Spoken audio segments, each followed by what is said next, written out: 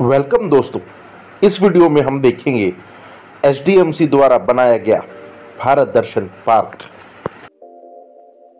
जिसके बनने से आप भारत की 21 सबसे आइकॉनिक प्लेसेस को एक साथ देखने का सपना पूरा कर सकते हो, और वो भी मात्र 100 रुपये में।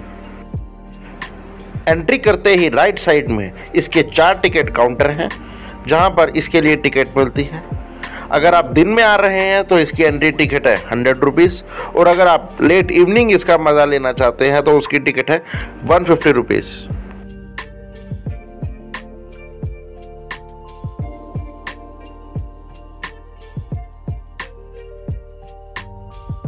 हालांकि इसकी इवनिंग की टिकट थोड़ी एक्सपेंसिव है, बट इवनिंग के नज़ारों के आगे वो बिल्कुल पैसा वसूल है।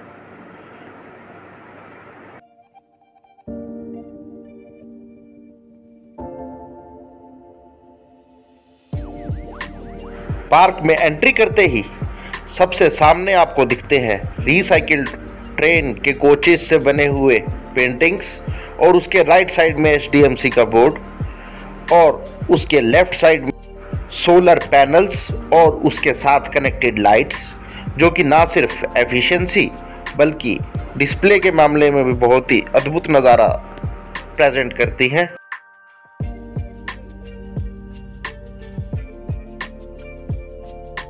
और इसके थोड़ी आगे जाते हमें दिखता है इसका इनॉग्रेशन फाउंडेशन स्टोन, जिसे कि इनॉग्रेट किया गया था नन अदर देन हमारे गृह मंत्री अमित शाह जी। और इस भारत दर्शन पार्क की एंट्रेंस पर भी वही दरवाज़ा बनाया गया है जो कि ऑफिशियली भारत का एंट्री गेट है, यानी कि हमारा मुंबई का गेटवे ऑफ इंडिया, जिसे 1911 में किंग जॉर्ज के भारत आने और पहली बार किसी रॉयल मेंबर के भारत आने को सिंबलाइज करने के लिए बनाया गया था।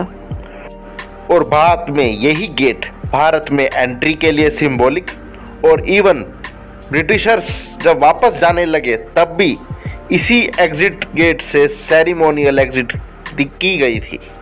और इससे थोड़ा आगे निकलने के बाद हमें दिखाई देता है बरगद का पेड़, जो कि भारतीय संस्कृति में एक अपना अहम स्थान रखता है, और इसके नीचे न जाने कितने ऋषि मुनियों ने तपस्या करके ज्ञान की प्राप्ति की थी। और शाम को इवनिंग शो के दौरान इसमें जो लाइट्स दिखती हैं उसका नज़ारा तो अलग ही इम्पोर्टेंस रखता है,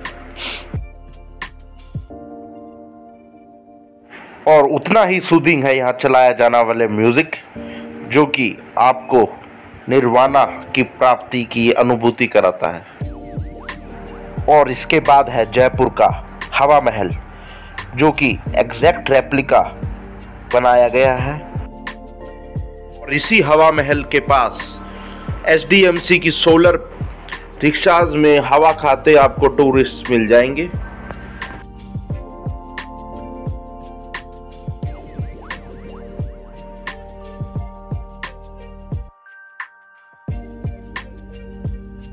और उसके बाद आता है बहुत ही सुंदर गोल गुंबद, जो कि बीजापुर के सुल्तान मोहम्मद आदिल शाह की कब्र है। और उसके बाद आता है कुतुब मीनार,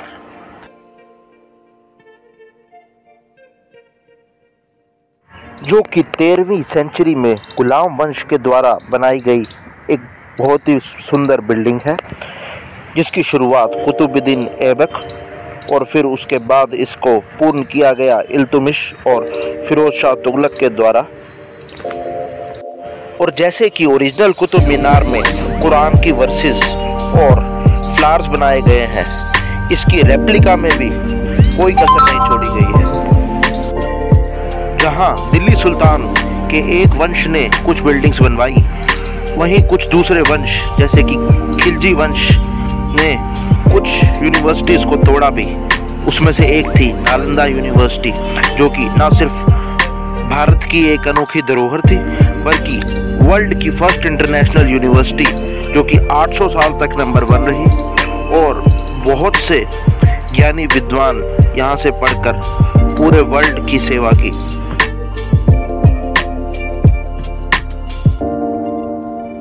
यूनिवर्सिटी आज भले ही ना हो, बट यंगस्टर्स में वो स्वैग आज भी जिंदा है। जैसे कि ये यंगस्टर्स पूरी यूनिवर्सिटी वाली फील ले रहे थे।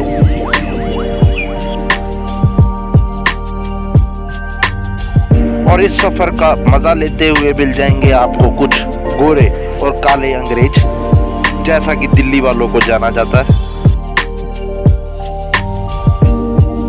और उसके बाद आता है द्रविड़ साहित्य का बेहतरीन नमूना मीनाक्षी मंदिर, जो कि माँ पार्वती के एक रूप मीनाक्षी और भगवान शिव के एक रूप सुंदरम के विवाह को समर्पित है। और ये द्रविड़ इतिहास और द्रविड़ साहित्य का एक बेहतरीन नमूना है।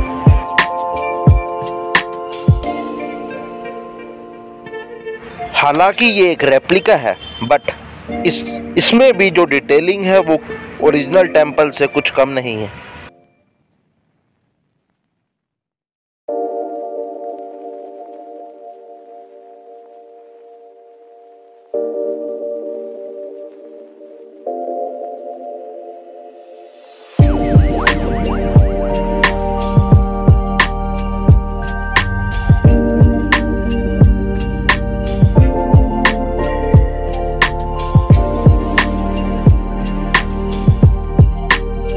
कॉम्प्लेक्स में कोई रिफ्रेशमेंट की शॉप तो नहीं है, एक ऑटोमेटिक मशीन जरूर है जिसे कि मैनुअली ही ऑपरेट किया जाता है। हिस्ट्री के साथ साथ उतना ही फोकस है एनवायरनमेंट और ज्योग्राफी पे, और इसका पूरा रास्ता बहुत ही सुंदर ग्रीनरी से डेकोरेटेड है। और 4 धामों की यात्रा करना किसका सपना नहीं होता, पर किसी का शेड्यूल अलाउ नहीं करता और किसी की सेहत। पर बद्रीनाथ मंदिर के इस खूबसूरत रेप्लिका को देखकर आपकी अगर सेहत इतनी चढ़ाई चढ़ने की अनुमति नहीं भी देती, तो भी आपकी दर्शन करने की तमन्ना तो कम से कम पूरी हो ही सकती है।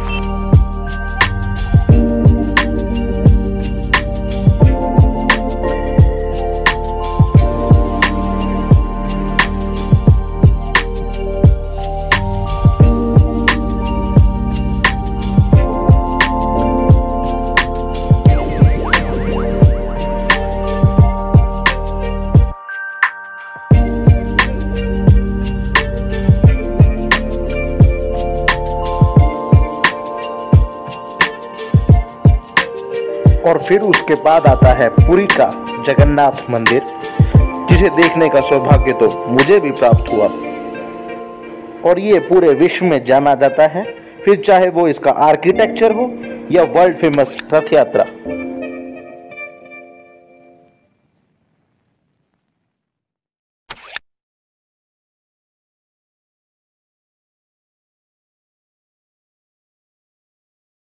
और इन 21 बिल्डिंग्स में सबसे सुंदर बिल्डिंग कोई है तो वो है महबत महल, जो कि जूनागढ़ गुजरात में सिचुएटेड है।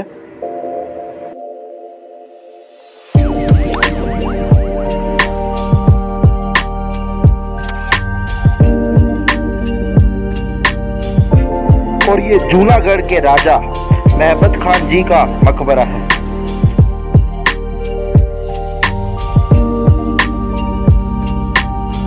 और उसके बाद है सम्राट अशोक द्वारा बनाया गया बेहद ही खूबसूरत सांची स्तूप, जो कि मध्य प्रदेश की कैपिटल भोपाल के पास सिचुएटेड है।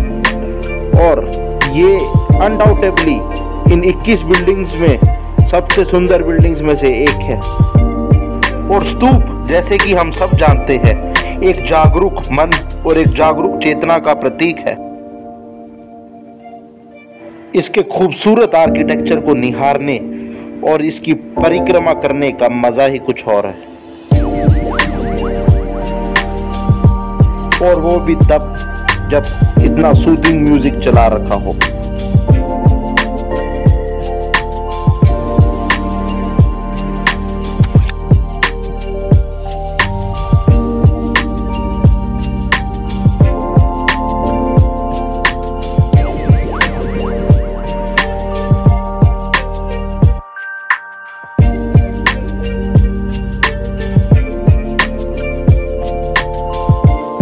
वाकई में रेप्लिका किसी भी एंगल में ओरिजिनल से कम नहीं है।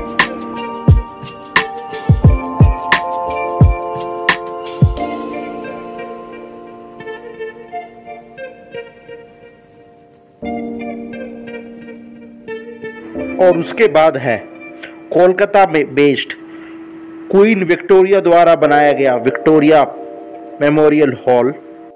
और हालांकि ये ब्रिटिश आर्किटेक्चर पर बेस्ड है, बट इसके सेंटर में डोम देखकर इस बात का अंदाज़ा साफ तौर पर लगाया जा सकता है कि ब्रिटिशर्स भारत में आकर मुगल आर्किटेक्चर से अछूते नहीं रह पाए और उन्होंने इसके आर्किटेक्चर में सेंट्रल डोम को एक इम्पोर्टेंट पार्ट बनाया। और ये रेप्लिका भी ओरिजिनल से किसी भी हद तक कम नहीं है।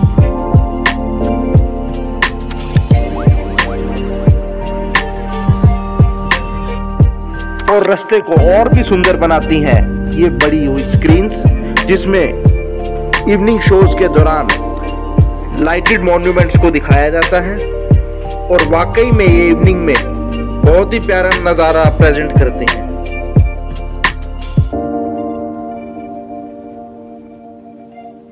और उसके बाद आता है महाराजा कृष्णराज वाडियार का मैसूर पैलेस। मैसूर जो कि अपने गार्डन्स के लिए जाना जाता है, यहाँ भी उसका पूरा ख्याल रखा है। और ये भाई साहब उसी गार्डन को पानी दे रहे थे।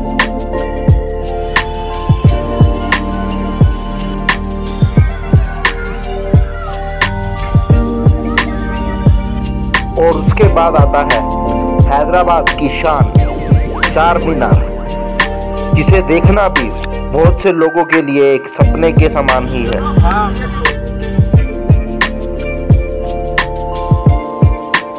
और यहाँ भी रेप्लिका की इंट्रिकेट बारीकियों पर पूरा ध्यान दिया गया है। और भारतीय कला और संस्कृति को पढ़ने वाले सभी विद्यार्थी, फिर चाहे वो यूपीएससी, एसएससी जैसे एग्ज़ाम्स के लिए हो या एकेडमिकली, अगर आप बुक्स के साथ साथ इन रेप्लिकास को आकर यहाँ देख सके तो आपको इनके आर्किटेक्चर के बारे में बहुत कुछ दिमाग में बैठ जाएगा, जो कि किताबों से बिल्कुल भी पॉसिबल नहीं है। और इनको अकेले अकेले जाकर देखना भी अपने आप में काफ़ी डिफ़िकल्ट टास्क है। इन बिल्डिंग्स को देखते हुए नितिन सिंघानिया जी की किताब मेरे दिमाग में घूम रही थी कि अचानक एक और बहुत ही खूबसूरत इमारत मेरी आंखों के सामने आई। पर इसे मैं पहली नज़र में ही पहचान गया, क्योंकि इसे देखने का सौभाग्य भी मुझे प्राप्त हुआ है। और ये है उड़ीसा का कोणार्क सन टेम्पल, जिसे अपने चैरियट्स और बेहतरीन आर्किटेक्चर के लिए जाना जाता है।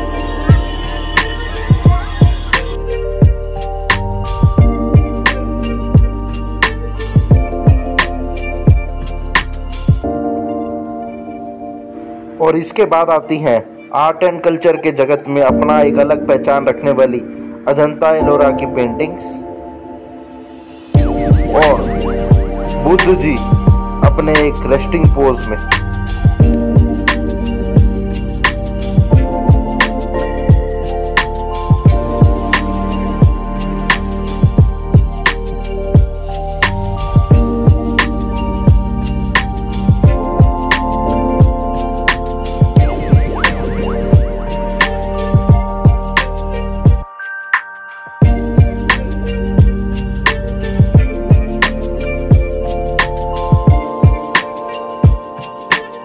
और इसके बाहर जाते हुए स्कूल के बच्चों की भीड़ को देखकर और उनके बीच हिस्टोरिकल मॉन्यूमेंट्स के क्रेज को देखकर लगा कि सरकार सही डायरेक्शन में मूव कर रही है।